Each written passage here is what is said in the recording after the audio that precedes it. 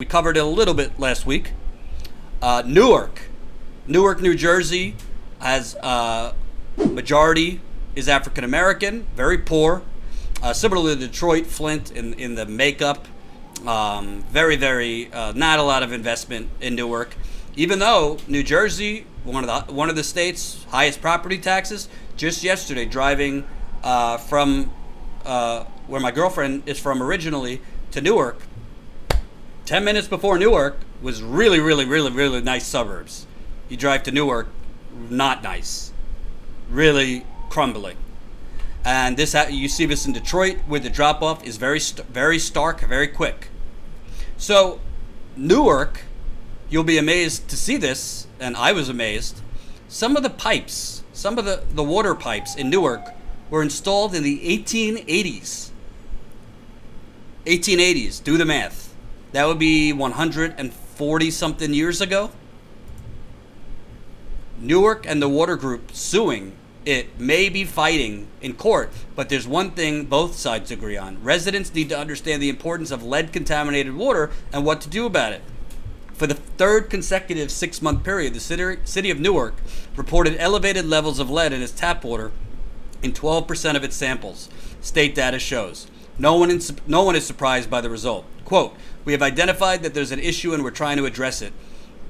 Tiffany Stewart, legal counsel for the city's water system, said Newark officials have insisted the water from its reservoirs is safe to drink and that the city's old infrastructure and 15,000 lead service lines, which connect from water mains to each property, are causing the spikes. So this story with that some of these pipes are from the 19th century,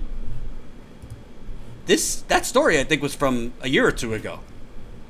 So you would think in some of these communities, because most of the pipes in America, by the way, were built, if you're lucky, 50 to 60 years ago. If you're not lucky, 90 to 100 years ago. And in the case of Newark, you're talking 19th century. So you would think, because in Michigan, the ex-governor, Rick Snyder, proactively, without a problem, replaced the lead service lines in Ann Arbor, shockingly, where he is from. Majority white community, lot of dough. Quietly, lead service lines have been replaced in middle-class white neighborhoods in a lot of cities in this country. Wouldn't you think that if a city presumably has the records that there are pipes under the ground from the 1800s, you want to proactively take those pipes out? Can you imagine the corrosion or what those pipes look like from the 1800s?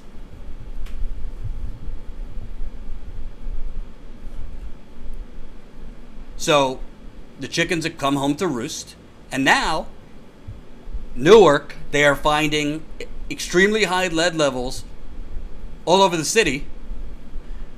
And like Flint and other places, the state response, the EPA's response, was to throw filters at the problem.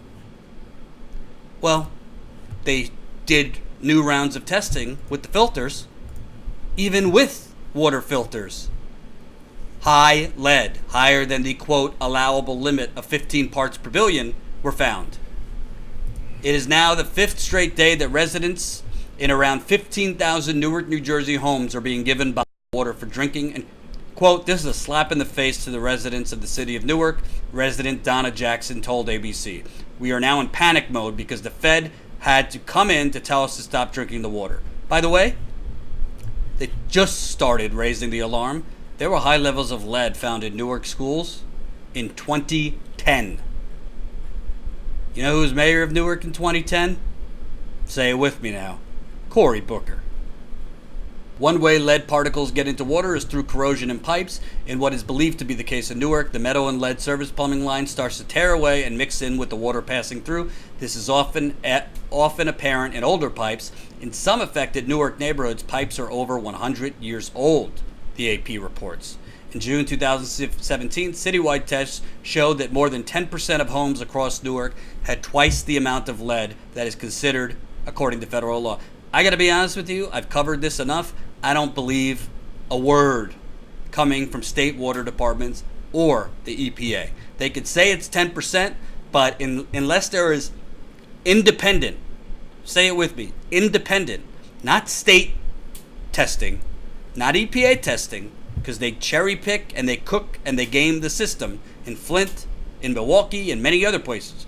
But unless an independent water tester goes in and tests citywide throughout, neighborhood to neighborhood, street to street, not cherry picking where to test, you cannot believe it's only 10%. So I want to play just some of an interview I did with a gentleman. He's a grandfather. I was at his daughter's house, got 7 grandkids. It was 100 degrees out yesterday with the humidity. And he has a problem a lot of people have in Newark right now. They're being given 2 cases of water, which goes by pretty quickly in the summer. And then they can't get more water for several days after that. Here's one of my interviews from yesterday. It's the middle of summer. I mean, what you supposed to do is 100, almost 90-something degrees. What you supposed to do? A bunch of little kids, they want water. They constantly want water. I mean, what you supposed to do? And it's also difficult because you're saying you got to go buy water. I got to go buy water. This isn't exactly, the most wealthy area that people can afford to buy more and more water. You're right. We got to keep buying more water. I work at a minimum wage job. My daughter, she's on a fixed income. I mean, how can we afford? And for a problem that we did not create. And we did not create. We just live here. And you have 7 grandkids, so grandkids. Are you concerned at all about how long have they been drinking this? They're all going to be tested before they go back to school. So they're all going to be tested for the lead because they gave us the filters. And then they said the filters don't work. Oh, but we were drinking the water with the filters. Now they seem in many cities to be throwing filters at the problem, saying you're fine if you drink a filter, but filters go bad in hot water, and they might stop most lead, but they could cause bacterial issues and other issues. They give out filters without filter education. How do you give out filters? Hey, everybody take a filter. Okay, put it on your sink. Nobody else has education on how to use filters. You know how many people never use a filter, never bought a filter, and they just give you they give you 10 filters. You want 10 filters here, but they don't tell you how to use them. They say follow the direction on the box. And like in Flint, a lot of these areas, Detroit has a water problem, Milwaukee, a lot of majority black communities, poor. It's very consistently happening in majority minority communities, and it's the same playbook. Water distribution, they do some testing, they add some chemicals into the water, and they say, oh, the levels are improving. Yet, it's in a nicer area, you would think that they change those pipes lickety-split, and it'll be... Right, no problem. But you know what? I would like to ask, I'd like to ask the last man who was running for president. Mr. Cory Booker. Mr. Booker. You knew about this on your watch. You knew about this.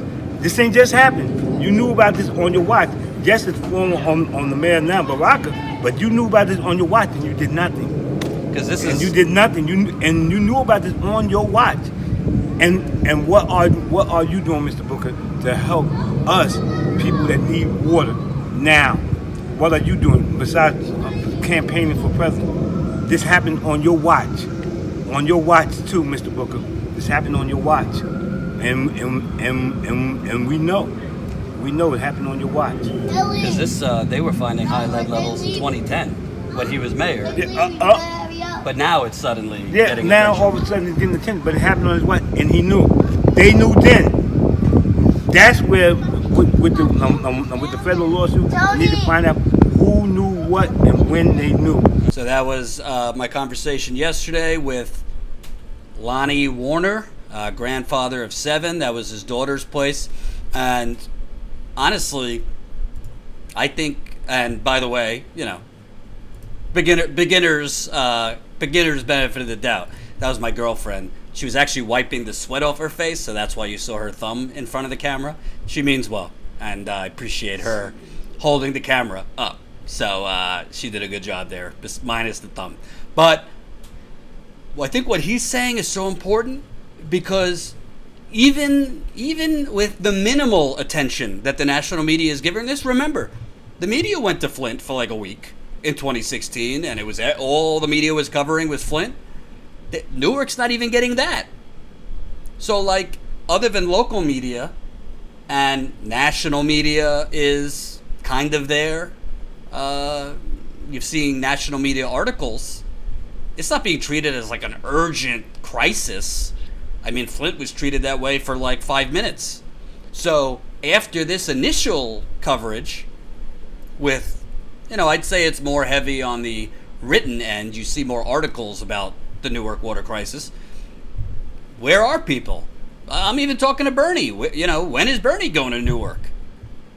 And by the way, I feel this as a journalist.